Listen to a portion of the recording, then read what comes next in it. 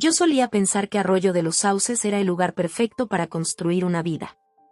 Nuestra casita junto al río, con su columpio chirriante en el porche y el jardín que pasé 3 veranos perfeccionando, parecía la manifestación física de todo lo que Carlos y yo habíamos construido juntos.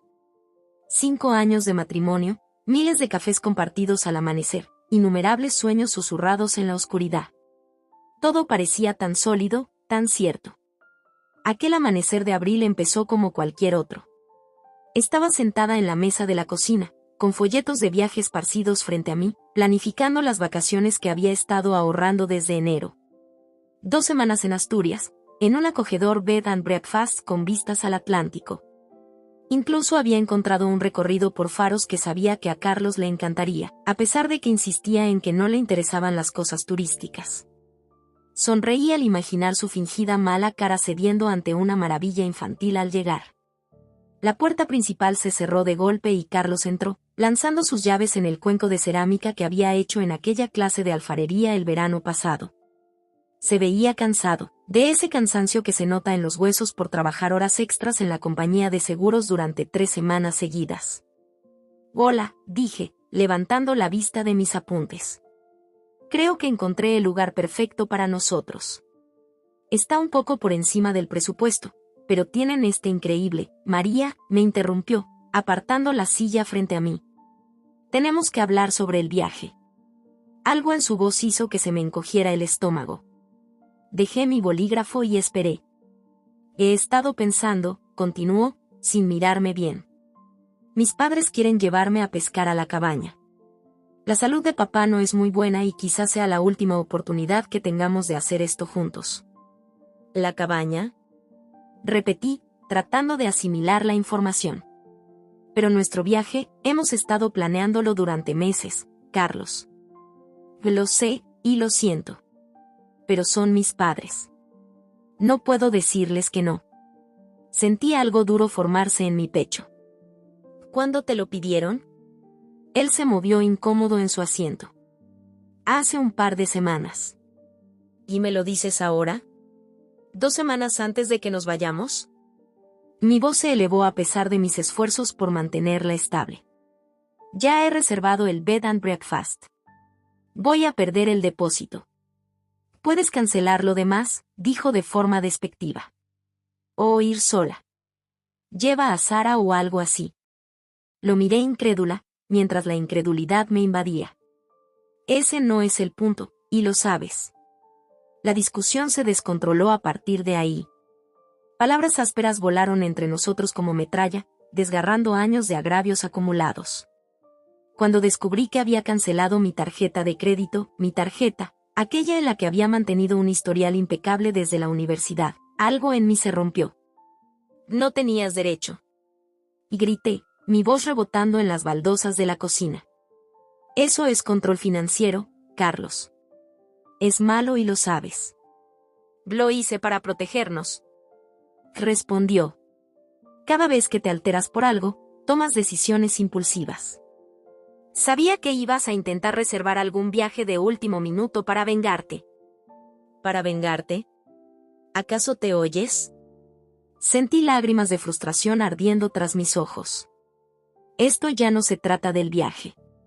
Se trata de que tomes decisiones para ambos sin siquiera consultarme. Se trata de respeto, Carlos».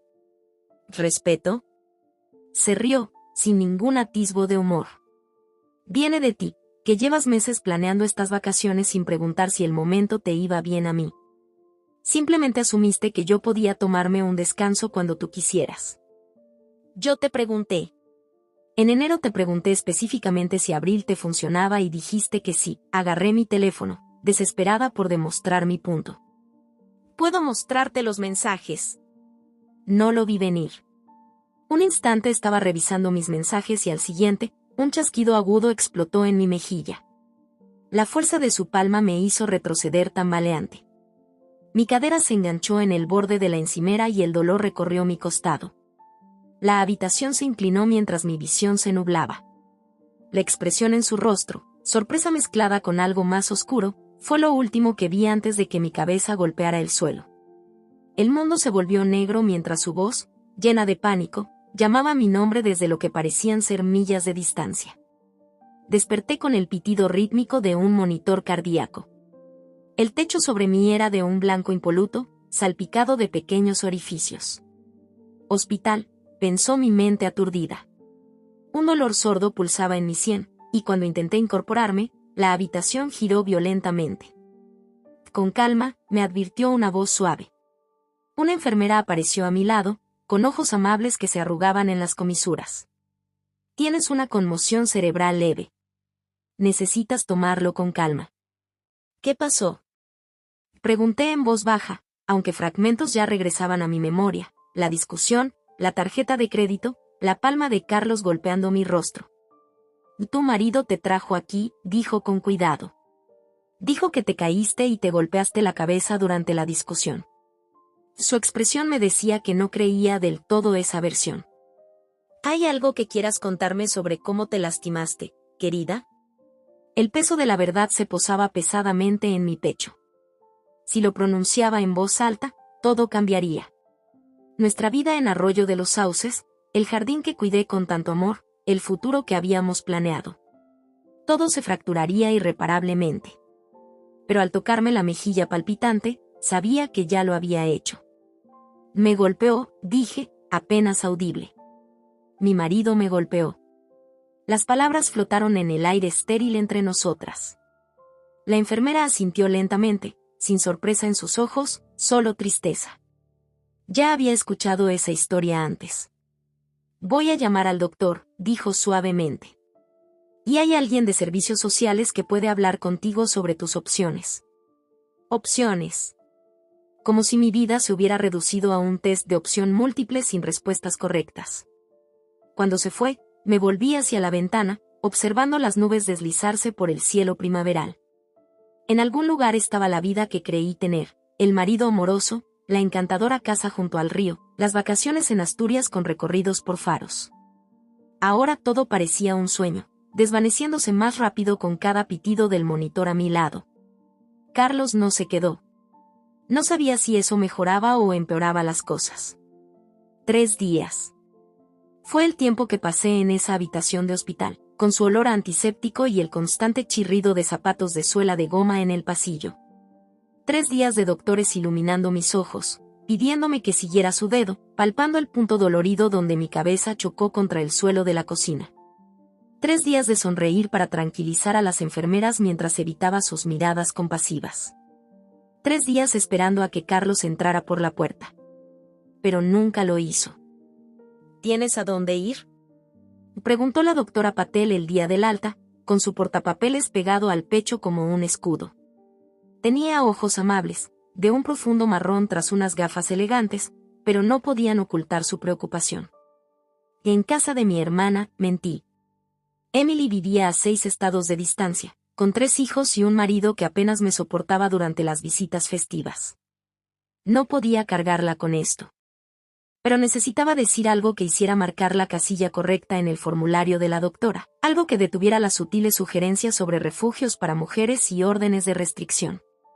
La doctora Patel me estudió demasiado tiempo antes de suspirar. Aquí tienes mi tarjeta. Mi celular está al dorso. Cualquier cosa, día o noche. Asentí, metí la tarjeta en mi bolso y firmé los papeles de alta con manos temblorosas. El viaje en Uber a casa se sintió surrealista, viendo cómo los barrios suburbanos se convertían en las ya familiares calles arboladas de Arroyo de los Sauces. Cuando llegamos a nuestra pequeña casa azul, esperaba ver el coche de Carlos en la entrada, pero estaba vacío.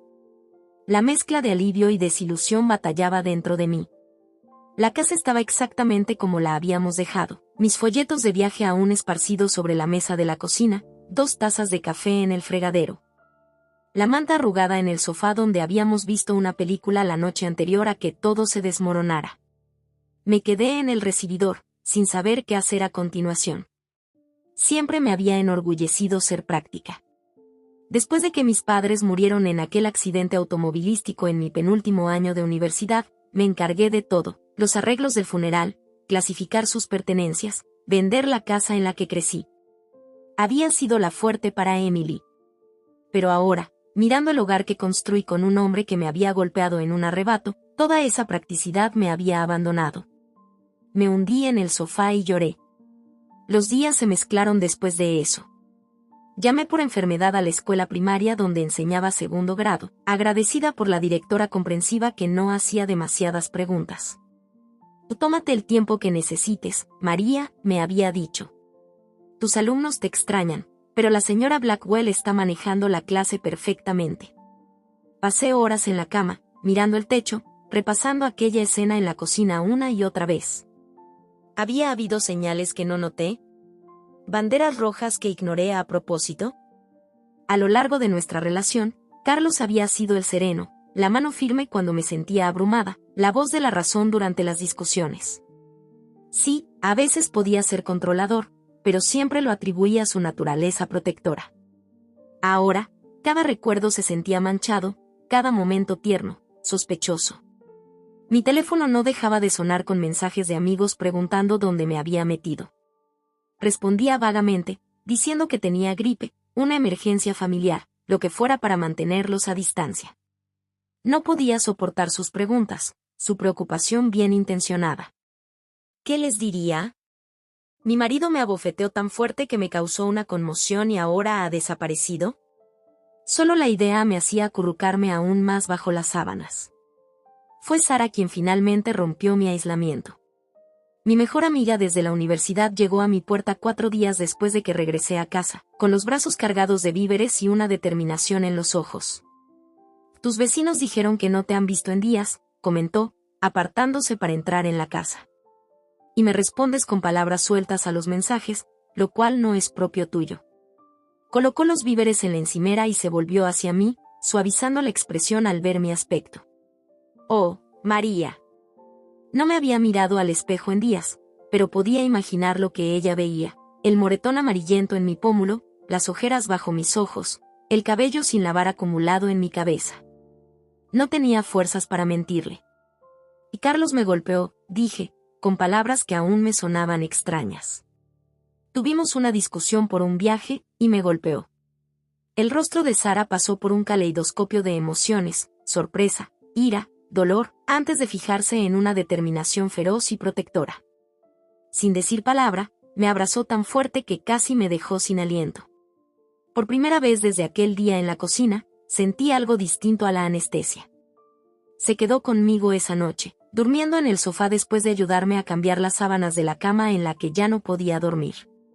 A la mañana siguiente, me llevó a mi primera cita de terapia con la doctora Reeves, una especialista en traumas recomendada por el hospital.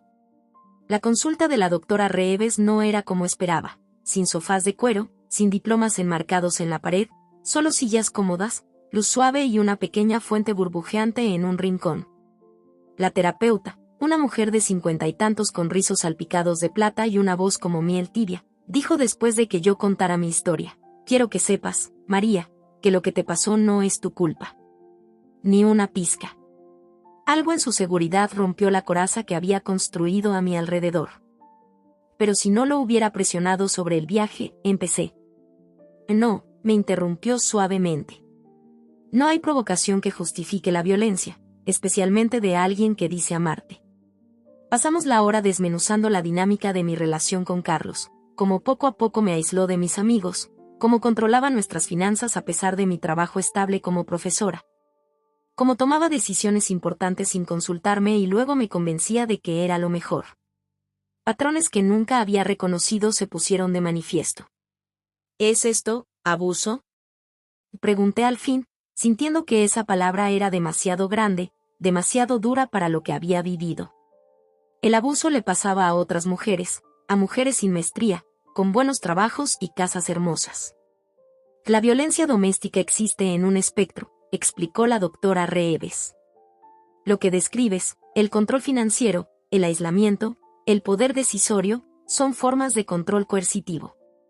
La violencia física pudo haber sido la primera instancia, pero la base se sentó mucho antes. Salí de esa primera sesión sintiéndome vacía, pero de algún modo más ligera, como si hubiera dejado caer una carga que ni sabía que cargaba. Durante las semanas siguientes, volví 2 veces por semana, reensamblando poco a poco los pedazos de mí que se habían hecho añicos en el suelo de la cocina. Carlos me envió un mensaje una sola vez durante ese tiempo: me quedo con mis padres. Lo siento. 7 palabras que no hicieron nada por llenar el cráter que había dejado en mi vida. Cambié las cerraduras, congelé nuestras cuentas conjuntas y solicité una orden de restricción, todos pasos sugeridos por la defensora contra la violencia doméstica con la que Sara me había puesto en contacto. Cada acción se sentía como recuperar una pequeña parte de mi autonomía, como construir una fortaleza alrededor de las partes vulnerables de mí que habían confiado demasiado, amado ciegamente. ¿Y qué quieres, María?, y preguntó la doctora Reeves un día, aproximadamente un mes después de haber iniciado las sesiones. No lo que crees que deberías querer, ni lo que otros esperan de ti. ¿Qué quieres para ti? La pregunta me pilló desprevenida. Había estado tan centrada en sobrevivir día a día que no me había permitido mirar más allá de la crisis inmediata. Yo quiero, vacilé, buscando la verdad. Quiero entender por qué. ¿Por qué lo hizo? ¿Por qué se fue? ¿Por qué no lo vi venir? Necesito un cierre antes de poder decidir qué viene después. La doctora Reeves asintió pensativa. Eso es válido. Pero prepárate, porque las respuestas quizá no traigan la paz que esperas.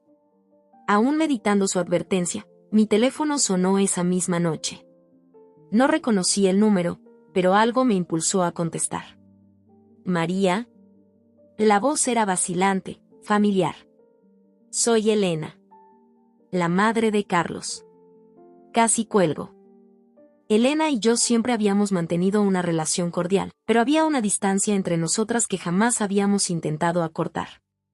Ella era muy tradicional, llena de costumbres que yo no entendía y expectativas que nunca pude cumplir. Para sus ojos, yo era demasiado americana, demasiado independiente, no la nuera devota que imaginaba para su único hijo.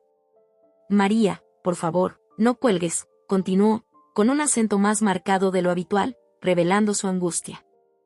Sé lo que hizo Carlos. Nos lo contó todo. Me hundí en el sillón junto a la ventana, apretando el teléfono hasta que se me pusieron los nudillos blancos. ¿Te dijo que estoy en terapia por ello? ¿Que tuve una conmoción? ¿Que me dejó sola en el hospital? Un suave suspiro. Sí. Todo. Por eso llamo. Nunca lo criamos para que, su voz se quebró. A pesar de todo, sentí un leve atisbo de compasión. Elena podía ser difícil, pero amaba a su hijo. Saber que él era capaz de violencia debía haber destrozado la imagen que tenía de él. ¿Y qué quieres, Elena?, pregunté, sin calor ni frialdad. Carlos está viendo a alguien. Un terapeuta, la palabra le costó decirla. No está bien, María. No lo ha estado desde hace mucho. Eso no justifica lo que hizo. No lo hace, concedió, para mi sorpresa. Nada lo justifica. Pero quizá explica algunas cosas. ¿Te animarías a hablar con él? Solo para conversar. Yo también estaré, si quieres. Mi instinto inmediato fue rechazarlo. La orden de restricción, las puertas cerradas, los límites cuidadosamente trazados, todo estaba diseñado para mantener a Carlos a una distancia segura. Pero bajo el miedo y la ira, aquella necesidad persistente de respuestas aún latía. Lo pensaré, dije finalmente. 3 días después, me encontré sentada en un Starbucks del centro, lo más lejos posible de Arroyo de los Sauces sin salir de la ciudad. Había elegido un lugar público deliberadamente, con Sara estacionada afuera de respaldo. También notifiqué a mi defensora sobre el encuentro, asegurándome de que no violara la orden de restricción temporal. Lo vi en el momento en que entró. Carlos había perdido peso, su habitual camisa impecable le quedaba floja en el cuello. Ojeras ensombrecían sus ojos y su cabello, normalmente cuidadosamente peinado, estaba más largo de lo que jamás lo había visto. Se veía roto. Bien, pensó una parte vengativa de mí. Que sufra. Pero al acercarse, algo más se agitó bajo la ira, un enredo confuso de sentimientos que no estaba lista para examinar. Enderecé mi espalda, recordando por qué estaba allí, respuestas, no reconciliación. María, dijo suavemente, flotando incierto junto a la mesa. Gracias por reunirte conmigo. Le hice un gesto para que se sentara frente a mí. Él lo hizo, moviéndose con cuidado, como si temiera que cualquier gesto brusco me asustara. La idea de que reconociera su capacidad de dañar, de verme como alguien que ahora podría temerle, torció algo doloroso en mi interior. «Y te traje esto», dijo, deslizando un sobre de papel craft a lo largo de la mesa. Es una copia del estado de cuenta de la tarjeta. Nunca la cancelé. Solo la congelé temporalmente por actividad sospechosa. El banco llamó mientras estabas en el trabajo. Miré el sobre, pero no lo toqué. Podrías haberme dicho eso.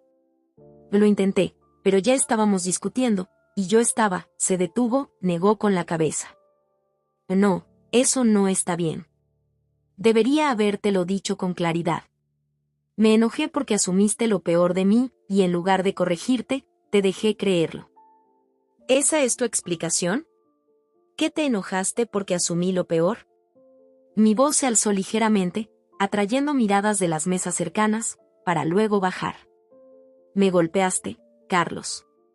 Me dejaste inconsciente. Sus ojos se llenaron de lágrimas. Lo sé. Dios, María, lo sé. No hay excusa para lo que hice. Ninguna. He revivido ese momento 1000 veces, deseando poder borrarlo. Se pasó una mano por la cara. La verdad es que he estado luchando. Durante meses. Quizás años. ¿Y luchando con qué? Bajó la mirada a su café sin tocar. Depresión. Ansiedad. Mi terapeuta piensa que quizás sea PTSD por mi infancia. Había sabido fragmentos de aquellos primeros años de Carlos, que su padre era un hombre severo, que se mudaron desde Portugal cuando él tenía 8 años, que el dinero era escaso. Pero siempre había habido muros alrededor de ciertos temas, puertas que mantenía cerradas. Mi padre, Carlos, vaciló, y luego pareció reforzarse. Mi padre fue violento. No siempre, pero cuando bebía, o cuando el trabajo iba mal, golpeaba a mi madre. A veces a mí. La revelación me golpeó como un puñetazo. En 6 años juntos, jamás había compartido eso. ¿Por qué no me lo contaste? Por la vergüenza, su voz apenas se oía. Y por miedo. Miedo de ser como él. Y luego lo fui, sus hombros temblaron en silenciosos sollozos. En el momento en que mi mano tocó tu cara, fue como verte desde fuera de mi cuerpo. Me convertí en aquello que temía toda mi vida. Me quedé allí, asimilando sus palabras, intentando reconciliar a ese hombre destrozado con el marido que creí conocer. Había una parte de mí, una parte de la que no me enorgullecía, que quería tenderle la mano, consolarlo como siempre lo había hecho cuando sufría. Pero otra parte, la que había pasado semanas reconstruyendo mi sensación de seguridad, se contuvo. ¿Por qué te fuiste? Pregunté en su lugar. ¿Por qué no viniste al hospital? Su rostro se deshizo. Tenía miedo de lo que había hecho, de lo que podría volver a hacer. Llamé a la ambulancia, y luego, simplemente salí corriendo. A casa de mis padres. Les conté todo. Mi padre fue, en realidad, él insistió en que buscara ayuda. Dijo que había sido demasiado orgulloso para admitirlo, y que había perdido todo lo que importaba por ello. Pensé en Elena al teléfono, en el precio que debió haberle costado contactarme, admitir los fallos de su hijo. Admitir, quizá, los propios al quedarse con un hombre que la había lastimado. Estoy en terapia 2 veces por semana ahora, continuó Carlos. Tomo medicación para la ansiedad y la depresión. Me he inscrito en un programa de 12 pasos para hijos de alcohólicos. Y me quedaré con mis padres hasta, se quedó en silencio. ¿Hasta qué? ¿Hasta que me perdones? ¿Hasta que yo me perdone? Solicité una orden de restricción, dije, observando su rostro detenidamente. Asintió, sin sorpresa en su expresión. Entiendo. Yo habría hecho lo mismo. Un silencio incómodo se extendió entre nosotros. Había tanto por decir, y las palabras parecían insuficientes para tender un puente entre lo que fuimos y en lo que nos habíamos convertido. No sé qué pasará a continuación, admití finalmente. No sé si alguna vez podré volver a confiar en ti. o si siquiera querré intentarlo. No espero que lo hagas, dijo en voz baja. No vine a pedir otra oportunidad, María. Solo quería que supieras la verdad. Todo. Y decírtelo profundamente, de forma irrevocable, que lo siento. No solo por haberte golpeado, sino por todo, el control, el aislamiento, los patrones que repetí sin siquiera darme cuenta. Empujó ligeramente la silla hacia atrás. Debo irme. Pero si alguna vez tienes preguntas, o necesitas algo, cualquier cosa, mis padres tienen un teléfono fijo al que puedes llamar. Al levantarse, me encontré formulando la pregunta que me había atormentado durante semanas. ¿Alguna vez me amaste? ¿De verdad me amaste? Sus ojos se encontraron con los míos, firmes por primera vez. Con cada parte de mí capaz de amar. Eso es lo que hace que todo esto sea insoportable. Haber herido a la única persona que me hizo creer que podía ser mejor que mi pasado. Lo vi alejarse, y en mi pecho se expandió un vacío extraño. Había ido en busca de un cierre, esperando encontrar ira, negación o excusas. En cambio, había hallado una verdad más complicada de lo que imaginaba, un espejo que reflejaba generaciones de dolor cayendo, estrellándose contra la orilla de nuestro matrimonio. Afuera, Sara esperaba en su coche, lista para llevarme a casa. ¿Qué tal te fue?, preguntó con cautela. Miré por la ventana mientras las ya conocidas calles de Arroyo de los Sauces pasaban, y el río destellaba a lo lejos. Aún no lo sé, respondí con honestidad. Creo que necesito tiempo para asimilarlo todo. Aquella noche, me senté en el columpio del porche, observando cómo las luciérnagas surgían del césped como estrellas terrenales. La tarde era cálida, el aroma a madreselva impregnaba el ambiente. En mis manos sostenía la tarjeta de presentación que la doctora Reeves me había dado en nuestra primera sesión. En el reverso, había escrito, sanar no es olvidar. Es recordar y seguir adelante. Todavía no sabía si ese seguir adelante incluiría a Carlos. Pero, por primera vez desde aquel horrible día en la cocina, pude vislumbrar un futuro que se extendía más allá del dolor, un futuro en el que no me definirían por lo que me había pasado, sino por cómo decidiera avanzar. 2 semanas después de reunirme con Carlos en Starbucks, me encontraba en la consulta de la doctora Reeves, jugueteando con el borde deshilachado de mi cardigan. La primavera había llegado por fin a Arroyo de los Sauces, trayendo consigo una explosión de cerezos y narcisos. La vida continuaba su ciclo implacable, ajena a las convulsiones de los corazones humanos. No puedo dejar de pensar en lo que dijo, admití. Sobre su padre, sobre su infancia. Explica tanto. La doctora Reeves me observó cuidadosamente.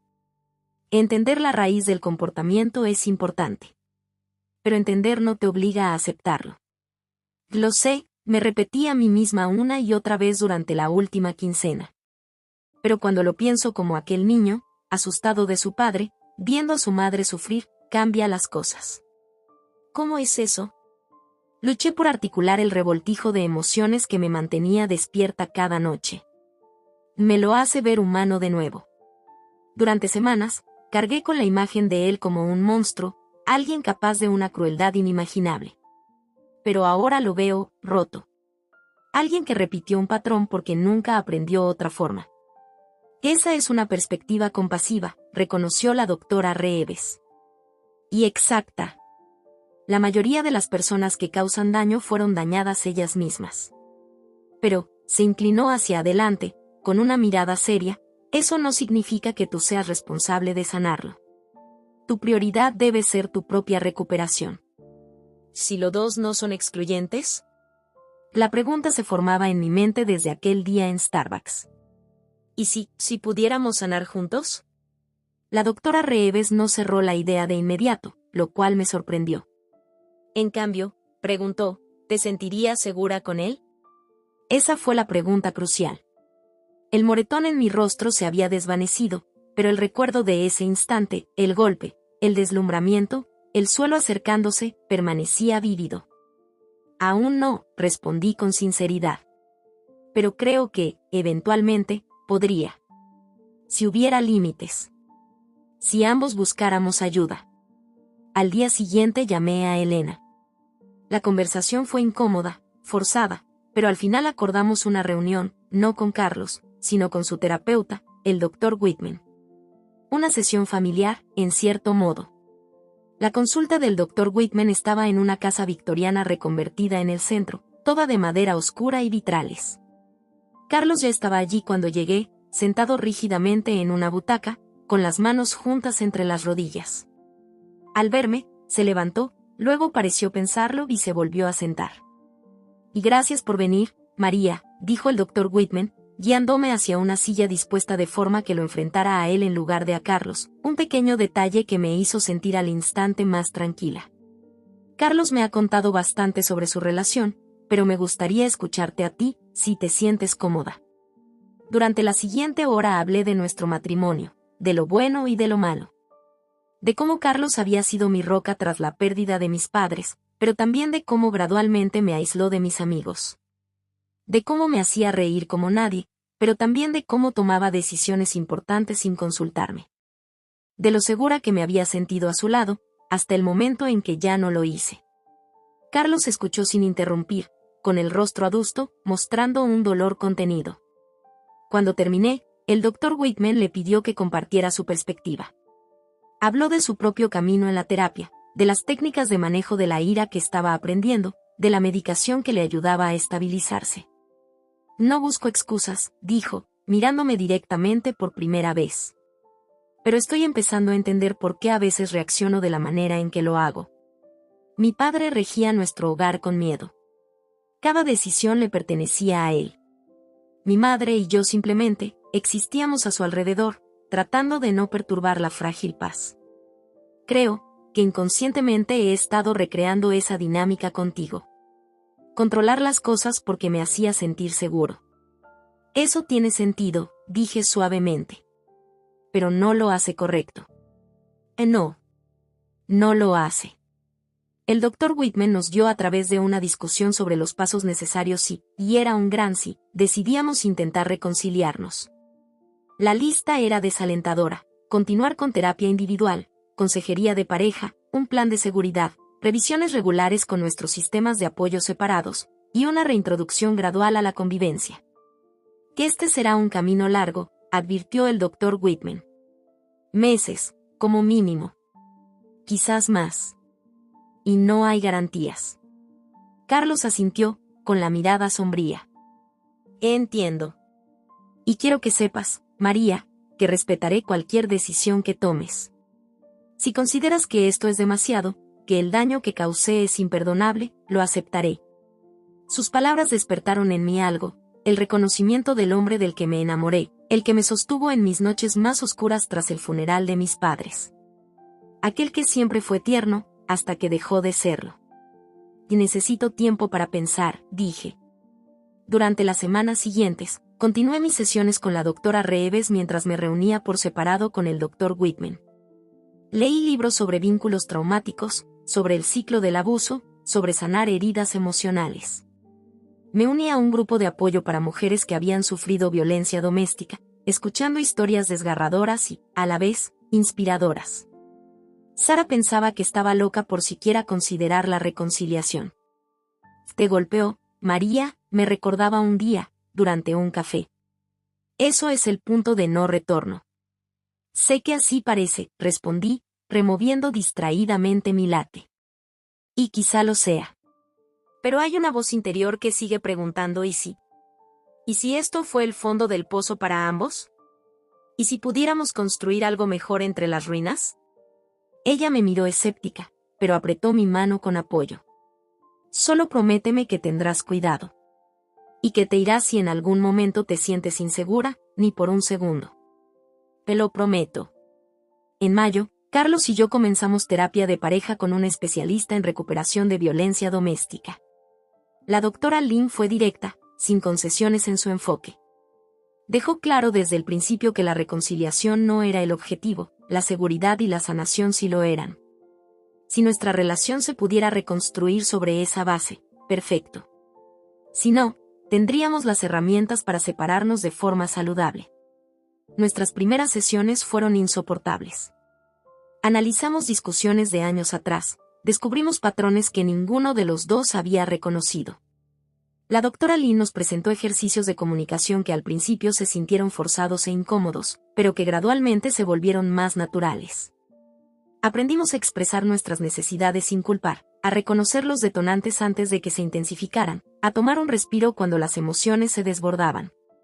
Durante todo este proceso, mantuvimos residencias separadas. Carlos se quedó con sus padres, mientras yo permanecía en nuestra casa. Nos encontrábamos en lugares públicos o en las oficinas de los terapeutas, siempre con un comienzo y un final claros a nuestro tiempo juntos. Poco a poco, casi imperceptiblemente, algo cambió entre nosotros.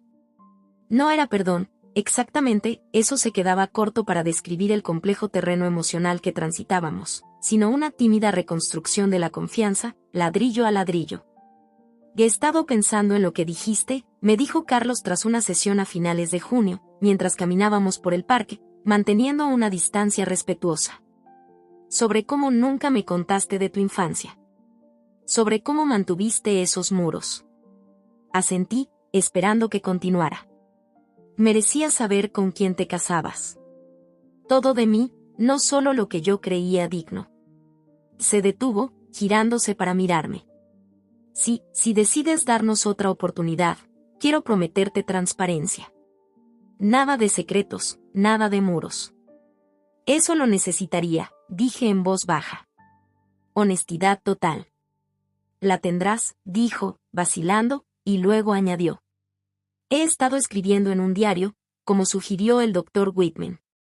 Anotando recuerdos conforme vuelven. Ha sido duro, pero esclarecedor. ¿Me lo compartirías algún día? En sus ojos parpadeó una especie de esperanza. Si quieres leerlo. Seguimos caminando mientras la tarde de verano se posaba sobre nosotros como una manta suave. Por primera vez desde aquel horrible día en la cocina, pude imaginar un futuro en el que Carlos y yo avanzáramos juntos, sin borrar el pasado, pero aprendiendo de él. Construyendo algo nuevo sobre las cenizas de lo que se había quemado. No sería fácil. Habría recaídas, desencadenantes, momentos en que el espectro de lo sucedido se alzaría entre nosotros. Pero, como me recordaba la doctora Reeves, sanar no es olvidar. Es recordar y seguir adelante. Al salir del parque, Carlos se detuvo de nuevo. María, dijo suavemente, gracias. Por siquiera considerar esto. Sé que no merezco una segunda oportunidad. Lo miré fijamente, lo miré de verdad, viendo tanto al hombre que me había herido como al hombre que luchaba por ser mejor. Quizá ninguno de los dos merezca segundas oportunidades, respondí. Quizá simplemente se regalan, como la gracia. Para agosto, Carlos y yo habíamos establecido una rutina cautelosa. Los martes por la noche eran para la terapia de pareja con la doctora Lynn. Los jueves, cenábamos en un restaurante del centro, territorio neutral donde practicábamos nuestras nuevas habilidades comunicativas. Los fines de semana a veces incluían paseos junto al río o una película, actividades con horarios definidos. No era perfecto, pero era progreso. Volví a enseñar en la escuela de verano, encontrando consuelo en el caos predecible de 22 niños de segundo grado aprendiendo sobre ecosistemas y máquinas simples. Mis colegas sabían que algo había pasado. El moretón en mi cara era imposible de ocultar por completo, pero la mayoría respetaba mi privacidad. Solo Amy, quien enseñaba en el aula contigua, conocía la historia completa. Ella se preocupaba por mí con constancia, recordándome que no estaba tan sola como a veces creía. Estás diferente, me comentó una tarde mientras preparábamos el escaparate para la feria de verano de la escuela. Más fuerte, de alguna manera.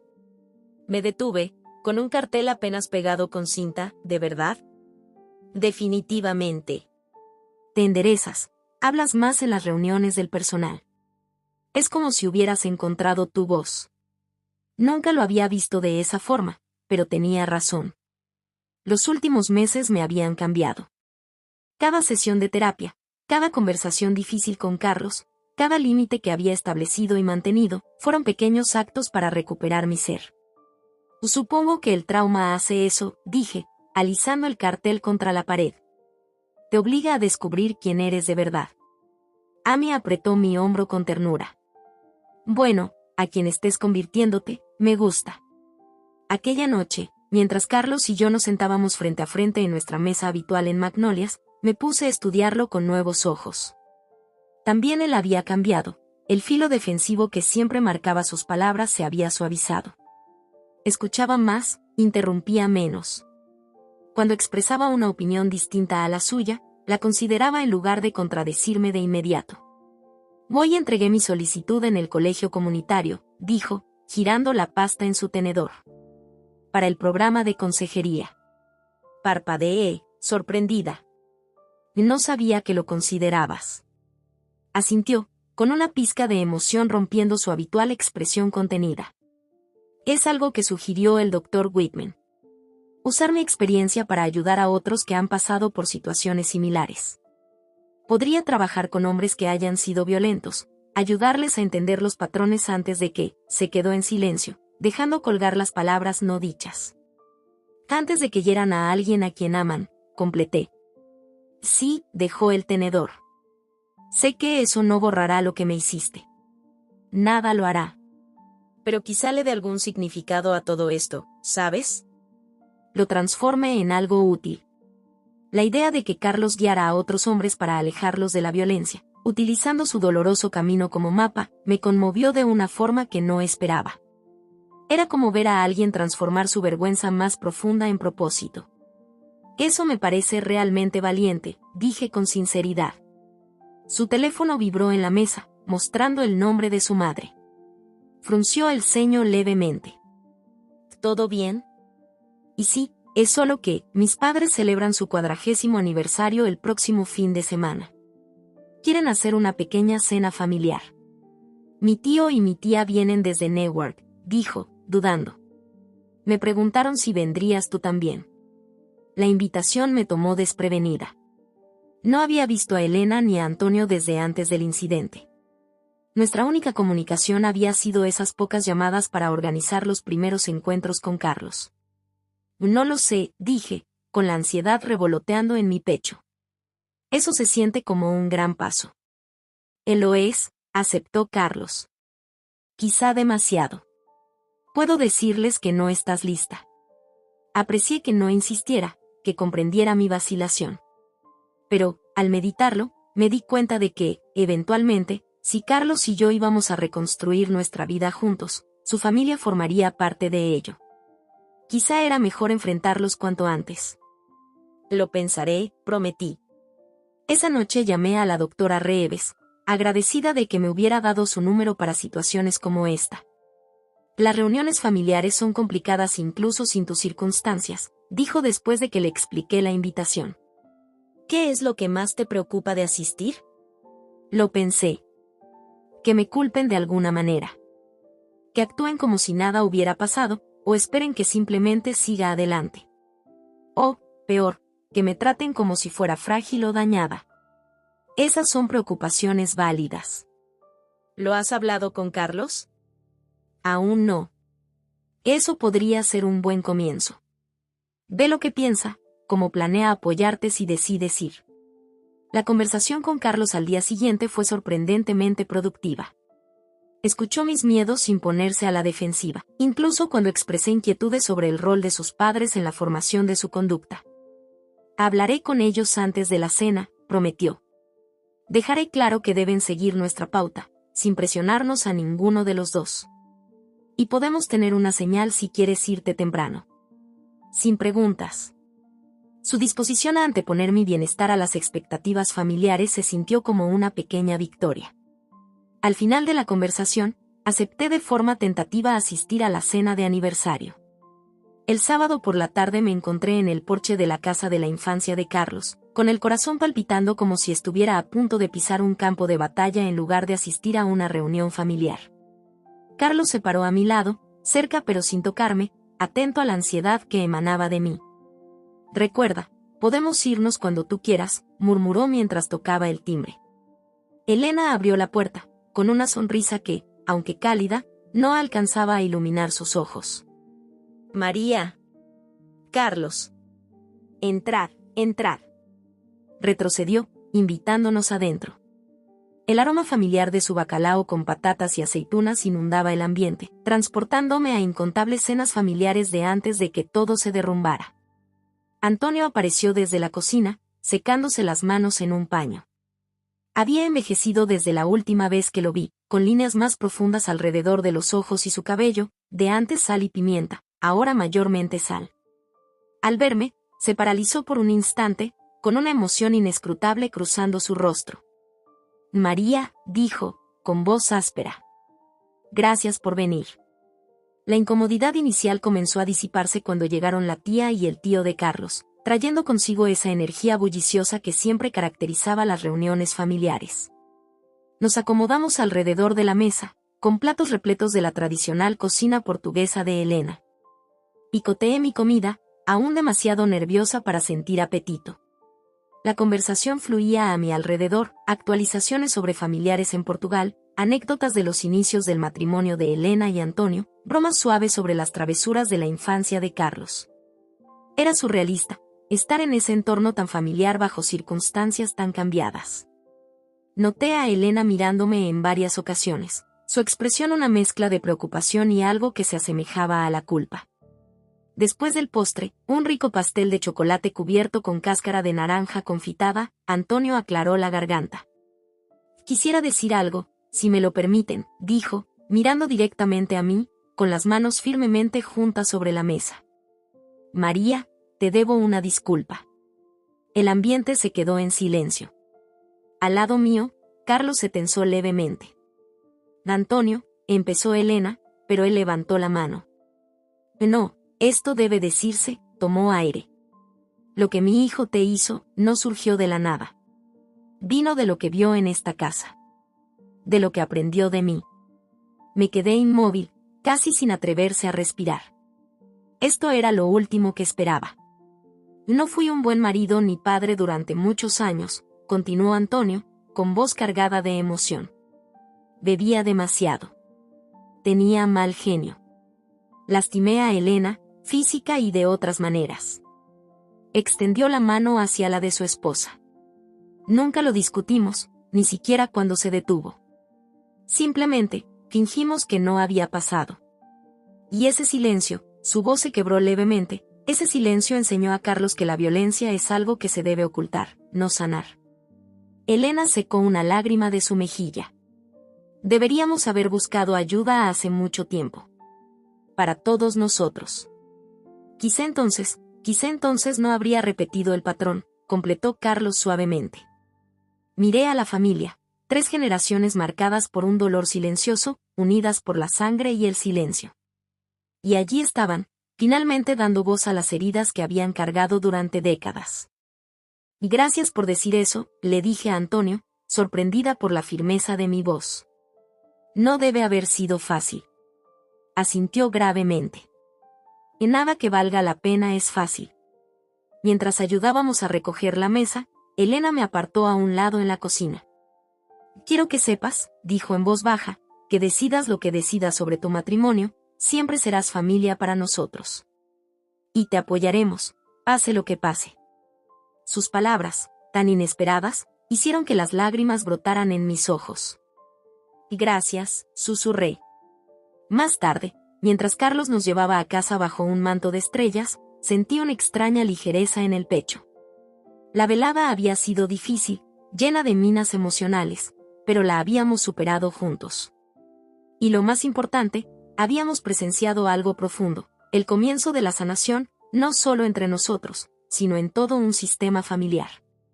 ¿Estás bien?, preguntó Carlos, al detenerse en un semáforo rojo.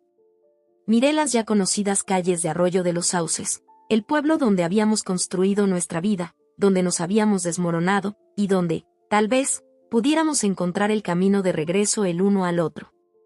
Y sí, dije, y lo sentí de verdad. Estoy bien. El otoño llegó a Arroyo de los Sauces con una repentina nitidez en el aire y una explosión de carmesí y dorado en los arces que bordeaban nuestra calle. Habían pasado casi 6 meses desde aquel fatídico día en la cocina, 6 meses de terapia, de conversaciones difíciles, de reconstruir la confianza, pieza frágil tras pieza frágil. Carlos se mudó de nuevo hace 2 semanas, aunque no a nuestro dormitorio. Convertimos el pequeño despacho de la planta baja en un espacio habitacional temporal para él, un compromiso que nos permitía continuar trabajando en nuestra relación, manteniendo a la vez la distancia que necesitaba para sentirme completamente segura. ¿Cómo te va con este nuevo arreglo?, preguntó la doctora Lynn en nuestra sesión semanal. Habíamos pasado de ejercicios estrictamente estructurados a conversaciones más abiertas, una señal de progreso que me llenaba de un orgullo cauteloso. Me va mejor de lo que esperaba, admití. Es agradable tener a alguien con quien conversar sobre mi día durante la cena. Y Carlos ha respetado mi espacio, nunca entrando al dormitorio sin pedir permiso explícito primero. Carlos asintió. Es un buen equilibrio. Lo suficientemente cerca para trabajar, pero con límites claros. La doctora Lynn nos miró a ambos, con una expresión reflexiva. Han recorrido un largo camino desde nuestra primera sesión. María, noto que ahora eres más directa sobre tus necesidades. Y tú, Carlos, estás mucho más atento a las señales de María. Estos son avances importantes. Y lo eran. Nuestra comunicación había evolucionado de esos intercambios forzados y dictados por la terapia a algo que rozaba el diálogo genuino. Cuando surgían tensiones, y aún lo hacían, contábamos con herramientas para evitarlas antes de que se intensificaran. Pausas, declaraciones en primera persona, intercambios escritos cuando las emociones se desbordaban. Nada era natural aún, pero se estaba volviendo familiar. Hay algo que he estado queriendo preguntar, dije, mirando a Carlos. No sé si estemos listos, pero el festival de otoño de la escuela es el próximo fin de semana. Mis alumnos han estado preguntando si el señor se vendrá este año. Carlos siempre me ayudaba en el puesto de la escuela. Su paciencia con los revoltosos de segundo era una de las muchas cualidades de las que me enamoré. Sería nuestra primera aparición pública real desde el incidente, completó la doctora Lynn, usando el término neutral que habíamos adoptado. Sí. Estoy nerviosa por lo que la gente pueda decir o pensar. Carlos se inclinó ligeramente hacia adelante. No tenemos que ir si no te sientes cómoda. Tus alumnos lo entenderán. Pero eso es justo lo que pienso, quiero ir. Juntos. Solo que tengo miedo. La doctora Lynn asintió con ánimo. ¿Puedes identificar a qué le temes específicamente? Lo medité. Al juicio, supongo. Las primeras semanas después de volver al trabajo, sentía que la gente se fijaba en mi moretón, murmurando cuando creían que no oía. La lástima era casi peor que el chisme. ¿Y te preocupa que esas reacciones vuelvan a aparecer si te muestras como pareja de nuevo? Sí. Pero también, vacilé, intentando expresar un miedo más profundo. ¿Y si no lo logramos? ¿Y si salir en público, haciéndonos pasar por la pareja feliz, se siente como una mentira? La expresión de Carlos se tensó brevemente antes de recomponerse, poniendo en práctica las técnicas de mindfulness que el Dr. Whitman le había enseñado. No estaríamos fingiendo ser una pareja feliz, dijo con cautela. Solo seríamos dos personas que se cuidan mutuamente, apoyando a tus alumnos. Si alguien pregunta, responderemos con honestidad, que estamos trabajando en nosotros, día a día. Su respuesta, medida y realista, me calmó. Hace 6 meses, él habría reaccionado a la defensiva ante mis dudas, habría intentado convencerme de que todo estaba bien cuando no lo estaba. Este Carlos, el que se sentaba a mi lado ahora, estaba aprendiendo a aceptar verdades incómodas sin tratar de arreglarlas o negarlas. Me gusta ese enfoque, dije. Honesto pero reservado. La doctora Lynn sonrió. Y esto es un buen ejemplo de cómo enfrentar juntos una situación que podría ser un detonante. Están identificando preocupaciones por adelantado, comunicándose abiertamente y estableciendo expectativas realistas. Son habilidades excelentes que les servirán mucho más allá de la terapia. Más allá de la terapia. La frase se quedó en mi mente mientras Carlos y yo nos dirigíamos a nuestros coches por separado después de la sesión. Habíamos llegado a depender de estas reuniones semanales, de la seguridad que proporcionaba tener a un profesional guiando nuestras interacciones. La idea de continuar sin ese apoyo era tanto emocionante como aterradora. ¿Estás bien?, preguntó Carlos, notando mi expresión pensativa. solo pensando en lo que dijo la doctora Lin sobre la vida sin terapia. Asintió, con un brillo comprensivo en los ojos. Da miedo, ¿no? Como quitarse las rueditas de entrenamiento. Exactamente, vacilé, y luego añadí. Pero también es algo por lo que esperar. Un hito. Una pequeña sonrisa tocó sus labios. Me gusta esa perspectiva. El festival de otoño llegó un domingo perfecto de octubre, sol brillante y un frescor en el aire que justificaba la sidra de manzana y todo lo de calabaza que dominaba el recinto escolar. Mi puesto era una estación para identificar hojas, donde los niños podían recoger diferentes especies del patio y prensarlas entre papel encerado para crear atrapasol de otoño. Carlos llegó justo cuando yo estaba organizando, llevando una bandeja de café del local del barrio. Pensé que te vendría bien, dijo, entregándome una taza. Extra de canela, justo como te gusta. La delicadeza del gesto, recordar mi preferencia exacta tras todo lo vivido, hizo que mi garganta se apretara inesperadamente. Y gracias.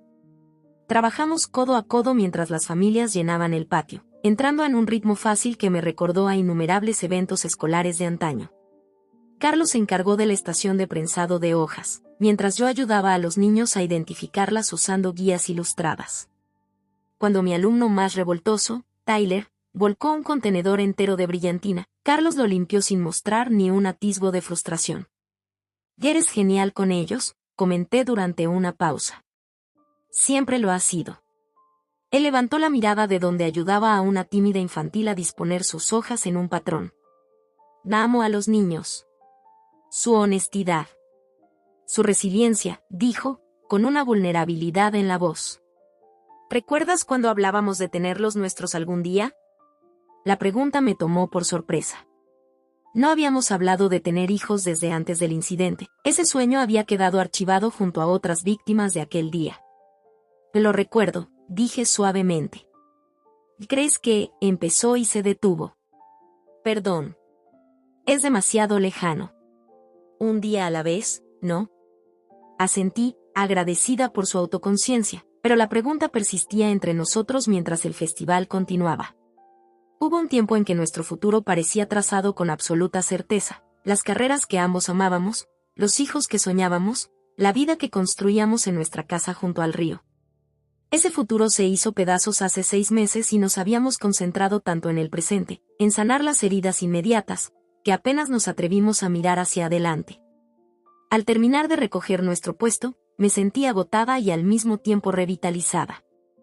Lo habíamos logrado, enfrentar a nuestra comunidad juntos, navegar por la incomodidad y salir enteros. ¿Te apetece cenar de camino a casa?, preguntó Carlos mientras cargábamos materiales en mi coche. En realidad, dije, tomando una decisión impulsiva. Estaba pensando que quizás podríamos cocinar juntos, como solíamos hacerlo los domingos. Su rostro se iluminó. Me encantaría. Esa noche, mientras nos movíamos en la cocina picando verduras y dejando hervir una salsa, me sorprendió lo normal que se sentía. No la normalidad forzada de la terapia, sino el genuino confort de estar el uno con el otro. Hablamos del festival, de mis alumnos, de la primera semana de clases de Carlos en el colegio comunitario. Cuando nuestras manos se rozaron al alcanzar el mismo utensilio, ninguno de los dos se apartó. Tras la cena, nos sentamos en el columpio del porche, cada uno envuelto en su manta para combatir el frescor otoñal, mirando cómo las estrellas aparecían una a una en el cielo oscurecido. El río murmuraba a lo lejos, una constante en nuestro paisaje en perpetuo cambio. He estado pensando, dije, rompiendo el silencio confortable. Sobre lo que dijiste antes. Sobre el futuro. Carlos se volvió hacia mí, su expresión abierta pero cautelosa. ¿O sobre qué? No sé exactamente cómo será aún. Pero empiezo a creer que podríamos tener uno. Juntos. Él exhaló lentamente, como si hubiera estado conteniendo el aliento durante meses. Eso es lo único que espero. La oportunidad de construir algo nuevo contigo. Algo mejor que antes. Y no será fácil, advertí. Habrá retrocesos. Días en los que el pasado pese demasiado. Lo sé. Pero ahora somos más fuertes. Los dos, vaciló, y luego añadió. Y pase lo que pase, o decidas lo que necesites, quiero que sepas que estos últimos 6 meses, luchando por nosotros, luchando por mí mismo, me han cambiado. Nunca volveré a ser la persona que era antes, aquella que pudo lastimarte de esa manera. Le creí. No con fe ciega ni una esperanza desesperada, sino con la convicción que otorga ver a alguien hacer el trabajo más duro de su vida. Carlos había enfrentado sus demonios, los había nombrado, reclamado y había iniciado el largo proceso de sanarlos. Yo había hecho lo propio con mis propios demonios, con esa parte de mí que había aceptado el control por cuidado, el silencio por paz. He estado pensando en viajar otra vez, cambié de tema. No en el viaje a Asturias. Algo nuevo. Ah, sí. Sus ojos se iluminaron. Las Azores, en realidad. La tierra de mi abuela. La idea había madurado durante semanas, desde aquella cena con sus padres. Me gustaría ver de dónde viene tu familia. Conocer mejor esa parte de ti. Su sonrisa fue suave, cargada de asombro. A mí también me gustaría. São Miguel es precioso en primavera. Las hortensias florecen a lo largo de las carreteras. Primavera, repetí. 6 meses a partir de ahora. Un plan tentative, un futuro compartido tomando forma entre nosotros. Como si leyera mis pensamientos, Carlos extendió la mano, con la palma abierta en señal de invitación. Un día a la vez, ¿te parece? Vacilé solo un instante antes de colocar mi mano en la suya, sintiendo el calor de su piel contra la mía por primera vez en meses. Un día a la vez, acepté. El columpio del porche crujía suavemente mientras nos mecíamos, el ritmo igualando el fluir lejano del río. Aún había mucho por transitar, tantos posibles tropiezos por delante. Pero, sentada allí en la penumbra creciente, con mi mano en la de Carlos, sentí algo que no había sentido desde aquel terrible día en la cocina: posibilidad. No la ingenua posibilidad de la juventud, de creer que el amor podía vencer todos los obstáculos sin esfuerzo ni dolor, sino la posibilidad más sabia y resiliente que surge de caminar juntos por el fuego y salir del otro lado, marcados, cambiados, pero finalmente más fuertes. Un día a la vez, estábamos escribiendo una nueva historia. Sin borrar los capítulos dolorosos del pasado, sino añadiendo nuevos, llenos de sabiduría ganada a pulso y de una compasión profundizada. Para nosotras, para el uno del otro, y para esos rincones rotos en todos que necesitan cuidados suaves para sanar.